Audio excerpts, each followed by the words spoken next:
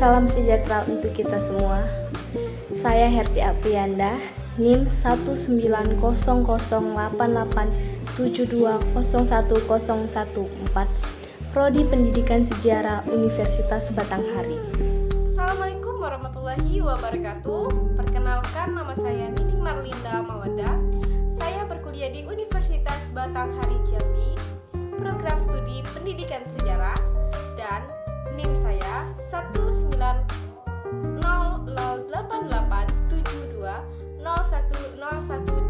Assalamualaikum warahmatullahi wabarakatuh. Perkenalkan, nama saya Melita Haya Falmabella. Saya menempuh pendidikan di Universitas Batanghari Jambi dengan jurusan Pendidikan Sejarah. NIM saya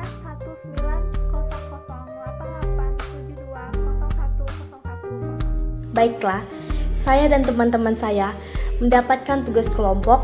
Kami dari kelompok 3 akan menjelaskan materi angkutan laut. Sebelum saya dan teman-teman saya menjelaskan, terlebih dahulu saya akan menjelaskan apa itu angkutan laut. Baiklah, pasti kalian pernah berpikir, apa sih angkutan laut itu? Bagaimana sih angkutan laut itu? Baiklah, di sini saya akan menjelaskannya secara singkat, padat, dan tepat. Angkutan laut atau armada angkutan laut adalah suatu kekuatan inti dalam menopang suatu kerajaan maritim. Itu artinya dengan angkutan laut yang kuat, maka akan dapat menjamin stabilitas dan kelanggengan suatu kerajaan. Begitu pula sebaliknya, ini telah dibuktikan oleh beberapa kerajaan maritim yang ada di Nusantara. Di Sriwijaya misalnya, kuatnya angkatan laut membuat terciptanya ketentraman perdagangan dalam masyarakat. Keberadaan angkutan laut adalah sebagai upaya Sriwijaya dalam melindungi jalur perniagaan terhadap ancaman bajak laut yang berasal dari Cina, Malaysia, Indonesia, dan Filipina. Transportasi laut atau angkutan laut berperan penting dalam dunia perdagangan internasional maupun domestik. Transportasi laut juga membuka akses dan menghubungkan wilayah pulau, baik daerah yang sudah maju maupun daerah yang masih terisolasi. Sebagai negara kepulauan, Indonesia memang sangat membutuhkan transportasi laut. Dalam perspektif geografis mengingatkan bahwa tantangan globalisasi yang berkaitan dengan kedaulatan adalah transportasi laut, sistem komunikasi, urbanisasi di wilayah pesisir dan pariwisata bahari. Karena itu diperlukan kebijakan kedaulatan yang mengakomodasikan transportasi laut disebut negeri bahari. Perkembangan transportasi laut di Indonesia sampai saat ini masih dikuasai oleh pihak asing. Di bidang transportasi laut, Indonesia ternyata belum memiliki armada kapal yang memadai dari segi jumlah maupun kapasitasnya. Pada tahun 2001 menunjukkan luar negeri yang mencapai 345 juta ton hanya mencapai 5,6%. Adapun share armada nasional terhadap angkutan dalam negeri mencapai 170 juta ton hanya mencapai 56,4%. Kondisi semacam ini tentu sangat mengkhawatirkan, terutama dalam menggapai era perdagangan bebas. Perkembangan angkatan laut pelayanan komersial atau niaga mulai sekitar 300 tahun sebelum Masehi, bersamaan dengan tumbuhnya kegiatan perdagangan di sekitar Laut Tengah. Bangsa Mesir adalah yang pertama kali melakukan pelayanan komersial tersebut, kemudian diikuti oleh bangsa Yunani sekitar 500 tahun sebelum Masehi. Pelayanan antara benua terjadi setelah bangsa Spanyol dan Portugis berhasil membuka hubungan antara Eropa dengan Asia dan Afrika, kemudian diikuti oleh Belanda, Inggris, dan Prancis yang melakukan kegiatan perdagangan antar bangsa. Di Indonesia, peranan angkutan laut sangat penting, artinya karena Indonesia merupakan negara kepulauan yang memiliki 17.058 pulau. Membina angkutan laut tidak hanya memperlancar hubungan antara pulau daerah yang merupakan suatu kesatuan wilayah, tetapi juga akan membuka sumber-sumber kehidupan rakyat yang lebih luas dan lebih merata di seluruh wilayah. Dari tahun 1988 sampai dengan 1933 terjadi penambahan jumlah perusahaan pelayanan yang sangat pesat, baik pelayanan Nusantara maupun pelayanan lokal. Hal ini mengakibatkan terjadinya persaingan yang tidak sehat dalam memperebutkan muatan berupa diskon tarif. Terdapat perusahaan penunjang angkutan laut, yaitu satu perusahaan bongkar muat atau PBM meningkat dari 432 perusahaan pada tahun 1988 menjadi 844 pada tahun 1993 atau naik 95%. Dua perusahaan ekspedisi muatan kapal laut atau EMKL meningkat dari 395 perusahaan pada tahun 1989 menjadi 826 perusahaan pada tahun 1993 atau naik di 103,8%. Yang ketiga, perusahaan jasa pengurusan transportasi atau JPT meningkat dari 386 perusahaan pada tahun 1989 menjadi 916 perusahaan pada tahun 1993 atau naik 109,5%. 4 perusahaan koperasi tenaga kerja bongkar muat atau TKBM per Desember 1993 tercatat sebanyak 161 koperasi TKBM dengan jumlah tenaga kerja bongkar muat TKBM sebanyak 49,124 orang. Baiklah, sekianlah hasil penyampaian materi yang bisa saya sampaikan. Materi selanjutnya akan disampaikan oleh teman saya. Baiklah, sekian dari saya. Terima kasih. Saya akan melanjutkan materi dari teman saya tadi, yaitu angkutan laut. Nah, jadi di sini saya mendapatkan bagian yaitu biaya operasi angkutan laut. Jumlah biaya jasa angkutan tergantung kepada yang pertama yaitu jarak dalam ukuran ton atau kilometer. Yang kedua, penggunaan kapasitas angkutan dalam ukuran waktu.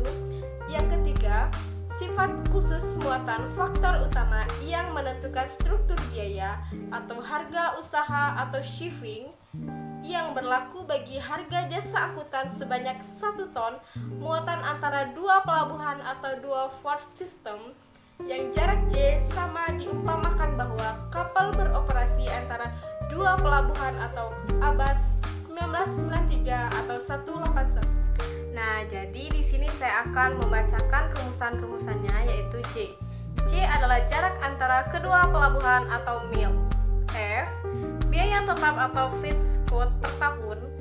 V, kecepatan berlayar atau knot mil per jam. Q, persentase muat rata-rata atau overload factor.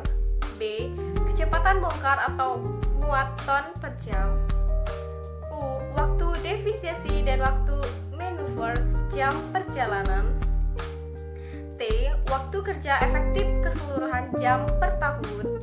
R, biaya berlayar atau distance cost dari kapal per mil. S, biaya bongkar atau muat per jam. T, biaya pelabuhan tiap kali singgah atau vessel. N, jumlah perjalanan pertahanan. M, jumlah muatan yang diangkut atau ton per tahun. K, harga jasa angkutan per muatan. Peramalan dari suatu variabel atau beberapa variabel pada masa yang akan datang sangat diperlukan sebagai dasar atau pedoman dalam pembuatan rencana transportasi masa datang. Data arus lalu lintas barang antar pelabuhan dari tahun-tahun yang lalu merupakan informasi untuk meramalkan arus lalu lintas pelabuhan pada tahun yang akan datang. Dalam meramalkan besar ataunya lalu lintas diperlukan yaitu yang pertama yaitu pertumbuhan penduduk di daerah tersebut. Kedua, pertumbuhan ekonomi, perkiraan kebutuhan armada untuk wilayah pelayanan umpan atau feeder lines dilakukan dengan cara yaitu A. Menentukan susunan trayek atau rute pelayanan umpan. Metode yang digunakan untuk mendapatkan susunan trayek atau rute untuk wilayah pelayanan umpan adalah metode batas atau boundary methods. B. Perkiraan jumlah dan tipe kapal. Jumlah muatan dan tipe kapal merupakan faktor penting dalam perhitungan jumlah kapal yang dibutuhkan. Nah, itu tadi adalah hasil materi dari saya. Sekian, terima kasih. Oke, baiklah. Di sini saya akan menyambung uraian atau penjelasan dari teman saya tadi tentang sejarah maritim angkatan laut. Di sini saya kebagian membahas poin unitisasi angkutan laut. Unitisasi dalam muatan laut meliputi berbagai cara agar sejumlah muatan berukuran kecil dapat digabungkan dalam satu kesatuan dan dapat dikerjakan sebagai satu kesatuan dengan ukuran-ukuran tertentu.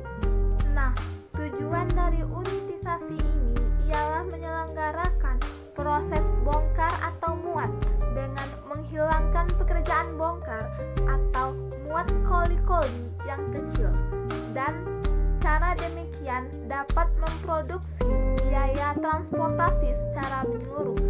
Poin selanjutnya ialah fungsi dan peranan pelabuhan serta perkembangannya. Pelabuhan merupakan suatu transportasi dan unit ekonomi yang berperan untuk merangsang pertumbuhan dan perkembangan perdagangan. Perekonomian terdiri atas kegiatan proses penyimpanan, distribusi, pemrosesan, pemasaran, dan lain-lain. Pelabuhan ini juga menyediakan jasa-jasa bagi kapal dan muatan agar tidak terjadi hambatan dalam pelayaran kapal dan arus barang serta penumpang.